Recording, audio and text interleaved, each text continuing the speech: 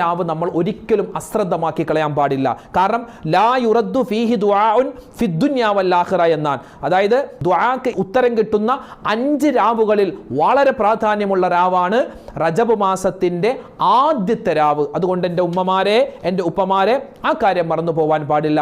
റജബ് മാസത്തിന്റെ ആദ്യത്തെ രാവിൽ നമ്മൾ ഒരുപാട് കണ്ട് ദുആ ചെയ്യുക. ഇൻഷാ അല്ലാഹ് റജബ് മാസത്തിന്റെ ആദ്യത്തെ രാവിൽ നമ്മൾ എന്തൊക്കെയാണ് ചൊല്ലേണ്ടത്, പറയേണ്ടതെന്ന് നമുക്ക് ഇൻഷാ അല്ലാഹ് അടുത്ത വീഡിയോയിൽ സംസാരിക്കാം. ഇനി 9ാമതായി ശ്രദ്ധിക്കേണ്ടത് പരിശുദ്ധമായ സ്വതക്ക, അല്ലെ? സ്വതക്ക കൊടുക്കുക, ഭക്ഷണം കൊടുക്കുക ഒരുപാട് നേട്ടമാണ്. 1000 ഹജ്ജ് ചെയ്തത് പോലോത്ത പ്രതിഫലം പോലും അള്ളാഹു തരുമെന്ന് മഹത്തുക്കൾ പഠിപ്പിച്ചിട്ടുണ്ട്.